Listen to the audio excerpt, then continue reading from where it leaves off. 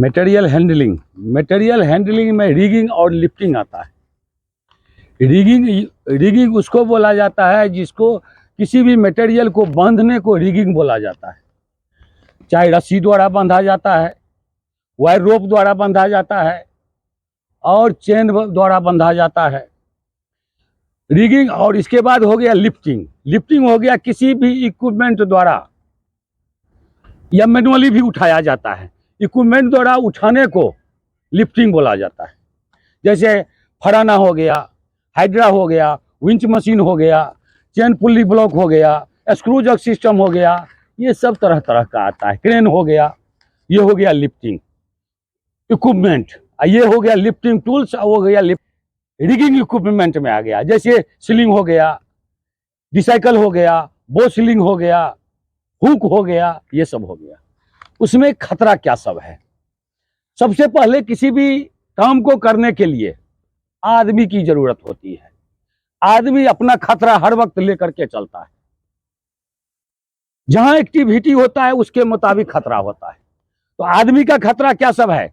आदमी का खतरा है मटेरियल पैर पर गिरने का खतरा होगा, हाथ में खरोच पर लगने का खतरा होगा, मटेरियल को ऊपर से आदमी उस पर अंदर में दबने का खतरा होगा, डैमेज होने का खतरा होगा, आदमी का खतरा होगा। सबसे अधिक फिजिकल हजार्ड है उसमें।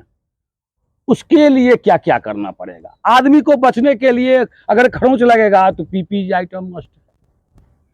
इसके अलावा आदमी मटेरियल के अंदर में, हैंगिंग लोड के अंदर में नहीं रहना है। दूसरा बात हो गया, मटेरियल को क्या करेगा? जो भी काम करेगा वो रीगर करेगा, और रीगर का वैसे फोरमैन भी रहता है। मटेरियल कितना उठाना है उसका जानकारी उसको रहना चाहिए। जो इतना का मटेरियल है उसके मुताबिक उसका सीलिंग लगेगा। ओवरलोडिंग कहीं नहीं करना है, मटेरियल को सही से बांधना है। और तो गाइड रोप रखेगा तो मटेरियल को क्या होगा? उसमें कंट्रोल होगा, और आदमी उसके अंदर नहीं जाएगा तो हो गया आदमी का खतरा दूर हो गया। एकदम नहीं जाना है हैंगिंग लोड के। कहीं भी वहां भी हुआ था, तेलंगाना में भी पिछला साल हुआ था, वही कारण था। और एक बहुत बड़ा कारण क्या था? तो आदमी मोबाइल में भी काम करते वक्त बात कर रहा था, सीलिंग भी डैमेज था। तो ये हो गया आदमी को खतरा हो गया। उसके बाद हो गया इक्विपमेंट का खतरा। इक्विपमेंट कौन सा इक्विपमेंट यूज कर रहे हैं? उसमें फराना हो गया, फराना से उठेगा तो। इसके अलावा सीलिंग डिसाइकल सब हो गया। तो इस सब का फिजिकल कंडीशन ठीक है कि नहीं है, ये इक्विपमेंट को ठीक है कि नहीं, फिजिकल भी देख लिया जाएगा। और उसका टीपीआई सर्टिफिकेट आता है, थर्ड पार्टी सर्टिफिकेट, जो स्टेट गवर्नमेंट के द्वारा रजिस्टर्ड होता है, वो उसका सर्टिफिकेट देता है। तो ये हो गया इक्विपमेंट का गड़बड़ी। इक्विपमेंट का एक गड़बड़ी और क्या है? जो फराना को पलटने का खतरा रहेगा, या क्रेन को बहुत जगह पलट जाता है, उसका खतरा को दूर करने के लिए क्या क्या किया जाएगा? तो फराना या करेगा उससे पहले सेम लेवल में फराना को लगाना चाहिए। किसी भी इक्विपमेंट को उसका और ट्रिगर लगा हुआ रहता है, जो 4 पाँव लगा हुआ है, तो वो स्टेबल होना चाहिए, वो सही से सब कुछ होना। और ड्राइवर जो हो जाना चाहिए ट्रेंड पर्सन होना चाहिए। वैसे उसका नियम है, जिसका हेल्थ फिटनेस सर्टिफिकेट आता है, आई टेस्ट होता है ड्राइवर का, और ट्रेंड पर्सन होना चाहिए। तो क्या होगा? फराना का भी हुआ होगा, वो भी खतरा दूर हो गया। अब आ गया क्या? मटेरियल का खतरा।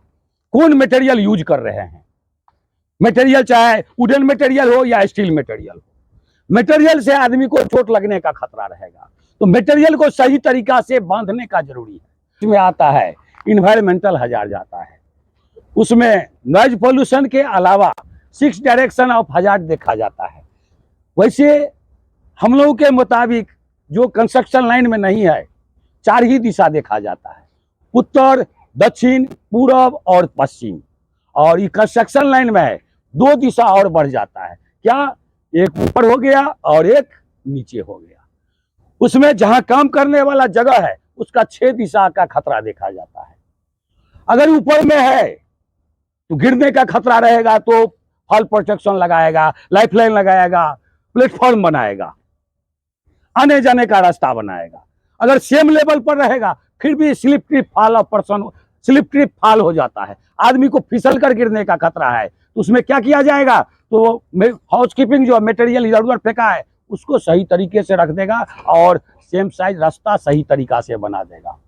अगर गड्ढा है तो गड्ढा में गिरने का खतरा रहेगा, तो उसके लिए गड्ढा को बैरिकेड कर दिया जाएगा और अप्रोच सही तरीका से लगा दिया जाएगा।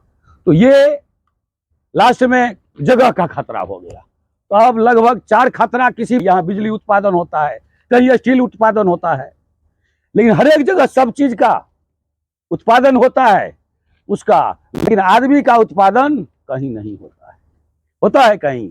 कहीं नहीं होता। आदमी का सबसे बड़ा महत्व है। आदमी बचेगा तो बहुत प्लांट बनाएगा, आदमी नहीं बचेगा तो सब जीरो हो जाएगा। क्योंकि एक एक परिवार के, एक एक आदमी के पीछे परिवार का, घर पर परिवार है, तो परिवार को देखने के लिए हम लोग यहाँ आए हैं। तो हम लोग सही रहेंगे तो कंपनी सही रहेगी, कंपनी सही रहेगी तो एनटीपीसी सही रहेगी, तो और हम लोग का परिवार भी सही रहेगा।